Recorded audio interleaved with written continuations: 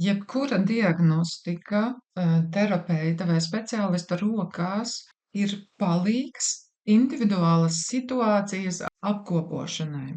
Un galu beigās ne tik daudz ir diagnostikai nozīme, bet tam, vai speciālists un terapeits, ar kuru tu sadarbojies, spēj salikt puzli kopā holistiskajā terapijā, spēj izdarīt secinājumus, ieraudzīt prioritātes un iedot nepieciešamos risinājumus. Klasiskā medicīnā mēs esam nonākuši ar diagnostiku mazliet strupceļā, jeb lielā strupceļā. Kaut vai ar nosaukumu pilna asinsaina cilvēkam, kas nav iedziļinājies šajos jautājumos, dod priekšstatu, ka ja jau pilna asinsaina, tad jau parāda pilnu situāciju. Nē, pilna asinsaina attiecas tikai un vienīgi uz to, kas peld asinīs. Un tas, kas iztrūks standarta analīzēs un kam tur būtu jāparādās, ir toksiskā sloga mērījumi, jo tā saucamajās standarta analīzēs mums šādu mērījumu nav. Vēl vairāk, ja cilvēks aiziet pie ģimenes ārsta un saka, es gribu uztaisīt šādu diagnostiku, viņš tiek izsmiets.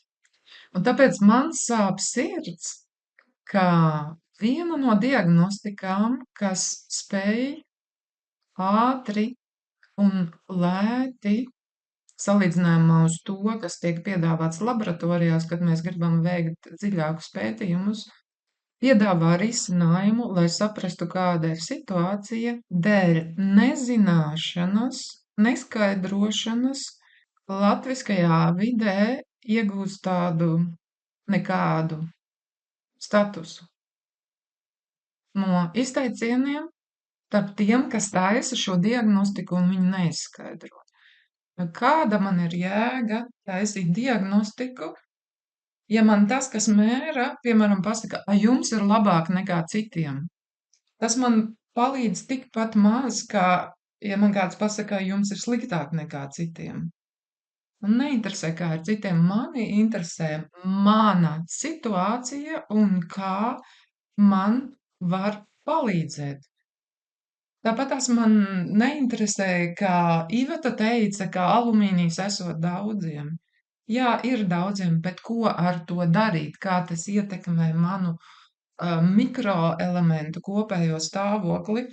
Un tāpēc es šodien iziešu cauri internetā atrodamam Zoček diagnostikai un pastāstīšu, ko es tur redzu un kādas man rodās pārdomas. Tātad Zoček diagnostika ir kā labs papildinājums, lai saprastu, kā palīdzēt cilvēkam, kad analīzēs, kā pilnās asins analīzēs, it kā viss ir kārtībā, bet tāpat tās slikti jūtās. Šī diagnostika parāda to, kas notiekās šūnās un kas vēl nav izpaudies ārējos simptomos. Mēs tātad paskatāmies šūnu situāciju un varam profilaktiski stāties pretī tam, kas iestāsies, nevis varētu iestāties, bet iestāsies, ja mēs neko nedarīsim. Un tas, ko mēs šeit redzam, ir tas, ka cilvēks ir acīmredzot saņēmis izvērtējumu un tagad mēģina pats izvērtēt līdz galam. Un es kā Holigomed terapeits, sadarbības partneris, regulāri pie viņiem izēju pamatīgas apmācības par to, kā skaidrot un kā risināt attiecīgās situācijas. Tāpēc man sāp sirds, ka šeit tas tiek norakstīts vienkārši pamat minerāli plus mīnus ok. Tātad, ko mēs šeit redzam? Ir šī vidējā svītra, kas ir skatāma kā norma. Un mēs kopumā šeit redzam izteiktu nobīdi pa kreisi, kas norāda uz būtiskiem deficītiem organismā. Parasti Šo diagnostiku mēs skatām tā, ja ir deficīti, tad pievēršam uzmanību visam tam, kas ir vairāk par -15%. Un šeit mēs redzam milzīgus deficītus pie magnija, fosfora, silīcija. Tāpat mēs redzam vara, cinka, hroma deficītus, sēra pārsvaru, molibdēna deficītus. Un skatāmies tagad, kādus secinājumus izdara šis cilvēks. Magnijs atzīmēts ar visu to, ka dzeru patstāvīgi. Ko tas nozīmē? Tas ir svarīgs izteikums. Pirmām kārtām par to, kāpēc magnija deficītus mēs neredzēsim nekad pilnajā asinsainā, ja tur magnijs tiks noteikts. Tāpēc, ka organisms tur magniju asinīs maksimāli tādā līmenī, lai vismaz iedotu gripatiņai katrai šūnai, ja tas ir deficītos. Šādā gadījumā no šūnām tiek atvilkts, bet asinīs parādās vēl it kā noteiktajā normā, kaut gan mēs vairāk un vairāk redzam, ka asins analīzes šobrīd ir slimu cilvēku norma, nevis veselu cilvēku norma, bet vienalga caur asins analīzēm mēs nevaram noteikt magnija deficītu. Šeit mēs redzam lielus, nopietnus magnija deficītus ar visu to, ka dzeru patstāvīgi. Bingo! Un šeit nāk galvenais izteiciens. Tātad, ja tu dzer magniju un tev magnijs vēl aizvien ir deficītos, tad šis preparāts ir nekvalitatīvs. Vienkārši visdrīzāk tiek izmantot stratēģija, ka e-herbā tiek nopirkts kaut kāds vislētākais magnijs. Kurš neuzsūcās un sliktākā gadījumā nāk kopā ar toksiskām vielām, kas vēl papildus var pastiprināt magnija trūkumu. Un šeit mēs redzam, kā mēs varam ietaupīt, ja zinām, par ko ir runa. Tātad, ja es visu laiku dzeru magniju, kurš manā organismā neuzsūcās, es vienkārši metu ārā naudu pa logu. Viņš neuzsūcās. Kāda jēga man viņu dzert? Šī diagnostika bezkaislīgi parāda, vai tas, ko tu lieto, uzsūcās vai neuzsūcās. Ko mēs vēl redzam? Mēs redzam lielu atšķirību 40% starp magniju un kalciju, kas nozīmē to, ka visdrīzāk cilvēks bieži atrodas elektrosmoga apstākļos un kā ir, tas parādās arī nākamajā solī, ka nav nepieciešamās taukskābes, lai veidotu šūnu membrānu un pārāk daudz kalcijas nonāk šūnās, radot iekšēju spriedzi. Tātad, ko es šeit darītu? Es vienkārši ieteiktu magniju, kas darbojās un kas ir pārbaudīts. Un tādā ziņā man ir prieks arī strādāt kopā ar kolēģiem, kur mēs vienkārši zinām, jo tas ir izmērīts, kas darbojās un kas nedarbojās. Nākamais lielos deficītos ir fosfors, kas atkal apstiprina to, ka šūnas ir pakļautas oksidatīvajam stresam vai arī trūkst taukskābes, omega-3 kvalitatīvas taukskābes. Ja tās tiek lietotas, tad tas nav pietiekami, lai nosaktu radušos deficītus. Tālāk mēs redzam -30% silīcijas. Ja, tas nav silikons, bet silīcijas, vienkārši angliski ir silikona un silikona ir silīcijas un silikons, un ļoti interesanti, ja, ka principā silīcija deficītus sievietes īpaši mēģina aizstāt ar silikonu, vai krūtīm, vai vaigiem, vai dupsi, kas rada vēl lielākas problēmas. Silīcija trūkums šeit nebūs tikai silīcijas, šeit trūkst vielas, kuras veido kolagēnu, un tas attieksies kopumā uz ādu, uz matiem, uz saistaudiem, uz zarnu trakta sieniņām, uz asinsvadu sieniņām. Tātad mēs nevienu diagnostiku neskatāmies atrauti, mēģinam dabūt pēc iespējas apjomīgāku ieskatu. Šeit būtu interesanti paskatīties uz iekaisīgiem procesiem un uz holesterīna līmeni asinsainā. Vēl silīcija, magnija deficīti vienmēr rodās tad, kad ir augsts alumīnija sloks. Visdrīzāk, ka tālāk tur būs arī paaugstināts alumīnijs. Cinks, hroms. Cinka deficīti saistīti ar saindēšanos no kadmija. Lietoju patstāvīgi ar E vitamīnu. Jā, ja mēs runājam par selēnu, tā tiešām ir svarīga minerāla viela, un labā kvalitātē to tiešām mēs vairs, un to mēs arī vairs nevaram uzņemt no uztura, tāpēc tādas ciklveidīgas lietošanas nav slikta doma. Mēs redzam paaugstinātu sēru, salīdzinājumā uz kopējo nobīdi pa kreisi, un paaugstināts sērs norādīs mums uz iekaisīgiem procesiem, ko apstiprina arī uz kopējā fona paaugstinātais bors, un mēs redzam mangāna un molibdēna deficītus. Tie nav tik izteikti kā šīs te augšējie piemēri, tomēr tas varētu arī norādīt uz kaut kādu, uz taiskaitā bakteriālu slogu organismā. Gribu pievērsties šim komentāram katru vakaru miedziņam. Ja? Ļoti labi, ka litijs šeit ir labā normā, bet šeit es redzu problemātiku tas, ka cilvēks varētu izdarīt secinājumu, es dzeru litiju, tātad man katru vakaru miedziņam un man ir labi. Tas nenozīmē, ka tas derēs citiem.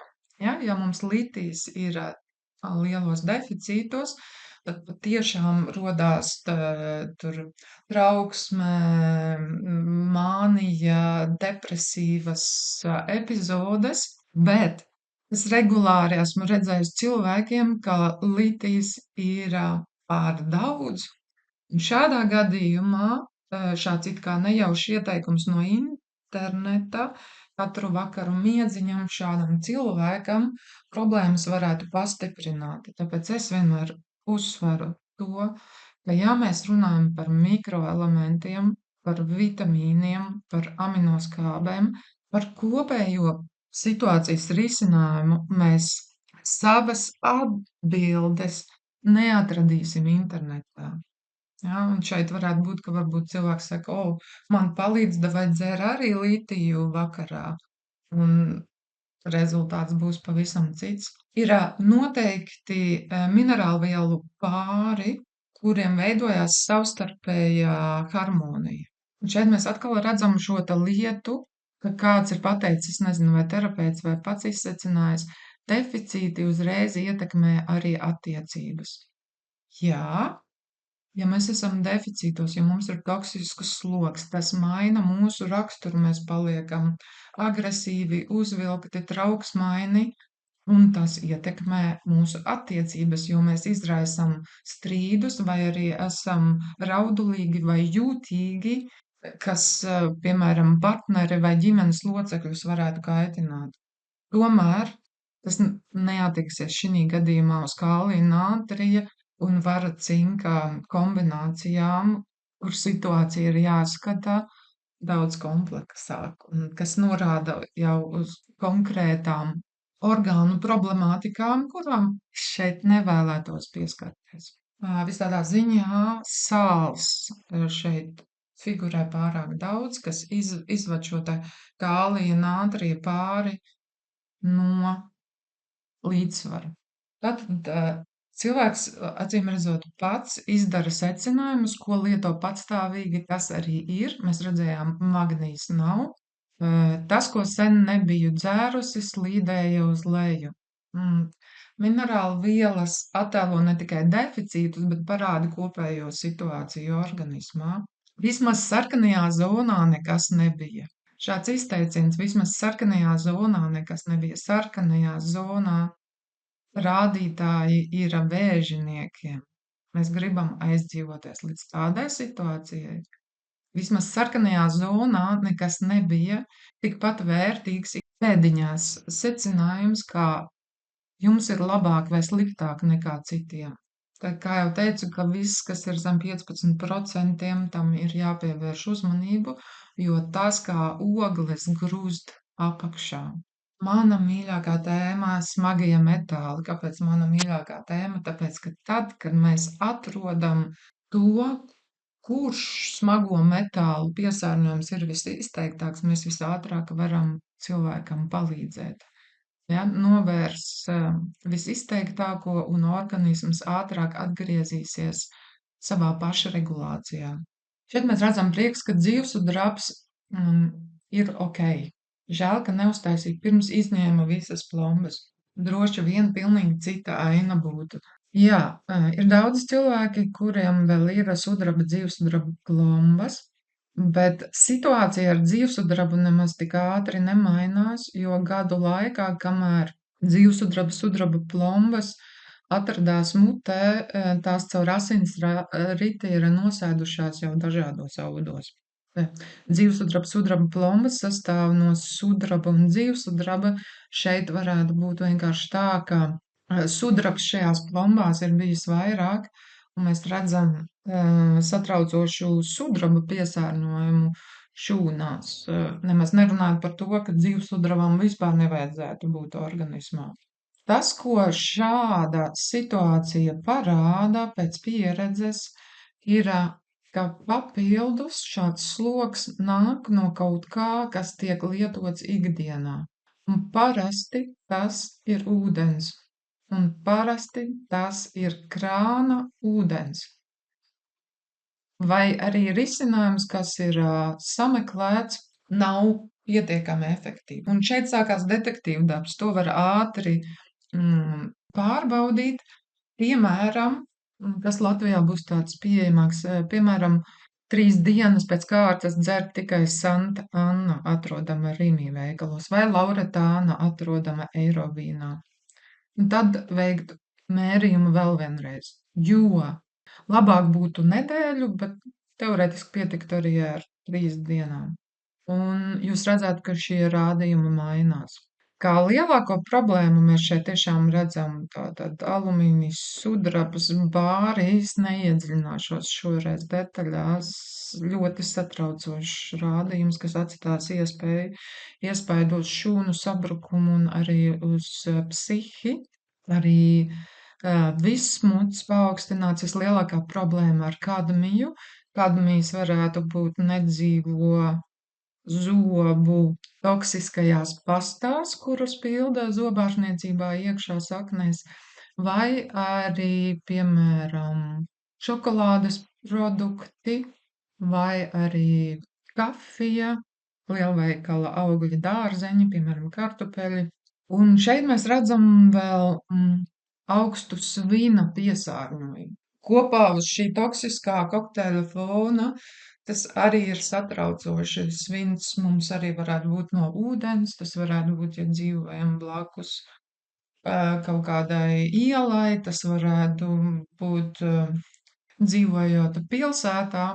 Man liekas, ka interesanti, ka šeit cilvēks nav padalījies ar to, kas vēl ir pieejams no šīs diagnostikas, jo šāds rādījums, kāds ir, noteikti parādītu arī pārējo svarīgo informāciju, kas parādīja to, ka trūkst antioksidanti, visdrīzāk, ka trūkst B grupas vitamīni, visdrīzāk, ka ir bloķēta vai slikti strādā aknu detoks, ka netiek pietiekami regulēts cukura līmenis un ka parādās problemātika ar zarnu traktu vai iespējams arī ar koncentrāciju un fokusu. Šīs ir tikai 2 lapiņas no kopējā izvērtējuma. Mums tur ir pieeja vēl daudz vairāk informācijai. Tā skaitā Ja terapeits ņem pilno variantu, tad mēs varam izmērīt arī stresa līmeni un paskatīties asinsvadu stāvokli. Un šeit arī Iveta teica, ka alumīnijas esot daudziem. Vēl vienreiz cilvēki, ko man līdz šāds izteikums? Vai tāpēc es eju taisīt diagnostiku, lai man kāds pateiktu, ka alumīnijas ir daudziem? Vai šis teikums attaisno tad neko nedarīt? Zem šīm diagnostikām terapeitam, zem katras šīs sadaļas ir konkrēti protokoli, ko šādos gadījumos darīt. Tas ir tas, kas man ir vajadzīgs. Un tad terapeitam ir jāsaliek kopā un jāizvēlās galvenie soļi, kas būtu piemēroti šim cilvēkam, un tad vēl jāveic izglītojošais darbs. Es gribētu šeit pieskarties vēl šiem komentāriem. Sveika! Šo analīžu rādītāji ir ar augstu ticamības momentu, un atbilde ir tehniskā precizitāte līdz 10–15% nobīdei šāda tipa ierīcēm. Bet diemžēl viņi netaisa ārēju validāciju, tāpēc 100% nepaļaujos. Šis mani skumdina, tāpēc, ka, ja mēs paskatāmies uz to, ko mums dod spektrālā spektra mērījums, izgūglējiet paši. Bet spektrālā spektra mērījums asinīs ir metode, kas izmanto gaismas īpašības, lai analizētu asins komponentus, piemēram, skābekļa piesātinājumu, hemoglobīna līmeni vai citu biomarķieru koncentrāciju. Process pamatā balstās uz optiskās absorpcijas un refleksijas principiem un tiek izmantots padziļinātās asins analīzēs klasiskajā medicīnā. Priekšrocības – neinvazīva, ātra metode, piemēram, pulsa oksimetrs, kas tiek piestiprināts pie pirksta, visās operācijās. Ātra un reāllaika mērījuma iegūšana, izmantojama dažādiem bioloģiskiem parametriem. Šo metodi bieži izmanto medicīnā, lai uzraudzītu pacienta dzīvībai svarīgos rādītājus, kā arī diagnostikā un zinātniskajos pētījumos. 100% paļauties, protams, nevar. Lūdzu, ievāciet informāciju, pirms kaut ko šādu apgalvojat. Kaut kad plānoju salīdzināt ar matu analīzi. Matu analīze mums parāda situāciju pēdējos 6 mēnešos gadā, bet viņa mums neparāda mirkļa situāciju. Tāpēc ir ļoti grūti uztaisīt salīdzinošus izvērtējumus. Un asinīs urīnā mēs redzam mirkļa reakciju, bet neredzam kopējo situāciju. Un tāpēc šī diagnostika ir kā labs papildu instruments, uz ko var 100% paļauties, lai terapeits vai speciālists vai cilvēks pats tiktu tālāk savos meklējumos, jo toksiskais sloga esamība mūsu organismos tiek noslēptas. Piemēram, šis te ieguvums, ja tu vēlies izmērīt dzīvsudrabu asinīs, tas maksā 180 eiro, un vēl dzīvsudrabs ar laiku asinīs vairs necirkulē, bet nosēžās šūnās, un mēs viņu asinīs vairs neredzam. Tas nozīmē, ka cilvēks izmet 180 eiro, viņam pasaka, ka jums dzīvsudraba nav, tāpēc, ka mēra tikai asins. Viņš saka, ok, man dzīvsudraba nav. Tāpēc šī diagnostika ir milzīgs atbalsts daudziem, un tas, kas vienkārši notiek latviskajā telpā, ka šobrīd īsti nav cilvēki, kas šo informāciju saliek kopā vai var palīdzēt. Vai arī tā palīdzība nāk no tās sfēras, ko attiecīgais speciālists pats ir izkodis vai ar ko viņš nodarbojās vai ko viņš pārdod. Ja, piemēram, tu aizēji izvērtēt pie uzturu speciālista, viņš tev stāstīs, ka to visu var atrisināt ar uzturu. Bet patiesībā ir tā, ka ja uzturu mēs pērkam tikai no lielveikala, tad mēs no šāda uztura Un arī no šāda krāna ūdens, vārot buļļonu, vairāk saindējamies nekā izdaram sev kaut ko labu. Šī ir ātrā diagnostika daudzās Šveices bioloģiskajās klīnikās, daudzās Vācijas praksēs, daudzās Austrijas praksēs, Francijas praksēs. Galvenais jautājums paliek, ko terapeits ar šo informāciju dara un vai viņš spēj palīdzēt savam klientam. Priekšrocība šai diagnostikai, vienkārši sausieties, terapeiti, speciālisti, ir tā, ka Holigomed firma šo diagnostiku nav certificējusi kā medicīnas iekārtu. Apzināti, lai palīdzētu uztura speciālistiem, zobārstiem, dažādiem terapeitiem, sporta treneriem, fizioterapeitiem veikt šos mērījumus, lai labāk saprastu situāciju. Ja, piemēram, fizioterapeits mēģina atgriezt tikai ar kustībām kādas lodzītavas lokanību, bet cilvēks turpina dzert toksisku krāna ūdeni, ar ko tiek sagrautas kolagēna struktūras, tad šis darbs būs ilgs, bet priekš pacienta veltīgs. Ja mēs saliekam šos te puzles gabaliņus kopā, tad viss ir laimīgi, jo, reāli normāls terapeits ir laimīgs tad, ja viņa klients ir laimīgs. Tātad šo diagnostiku izmanto ortomolekulārās medicīnas speciālisti, vadošie speciālisti Eiropā, Vācijā, Šveicē, kas atļauj mērķiecīgi palīdzēt cilvēkam dzīvot labāku, vitālāku dzīvi. Tāpēc man ir tik ļoti žēl, ka principā tiek izplatīta šāda dezinformācija. Un, ja šo klausās kāds terapeits, es aicinu tevi palīdzi saviem klientiem, iemācies izvērtēt šo diagnostiku, lai tu vari palīdzēt saviem klientiem. Un, ja tev nav piekļuvis šai informācijai, jo es zinu, ka Zoček uz Latviju pārdod patiešo no Francijas, kur nav piekļuve zināšanu bāzē, tad droši sazinies ar mani, un es tev palīdzēšu, iemācīšu. Ka šī ir svarīgākā tēma - parādīt cilvēkam, kur viņš atrodas. Un tas ir tik svarīgi, jo daudzi saka, es ēdu veselīgi. Mēs uztaisam mērījumu, un tur ir bēdu ieleja. Cilvēks domā, ka viņš ēd veselīgi. Vai ka viņš visu uzņem no lielveikalu pārtikas. Un tad mēs to redzam.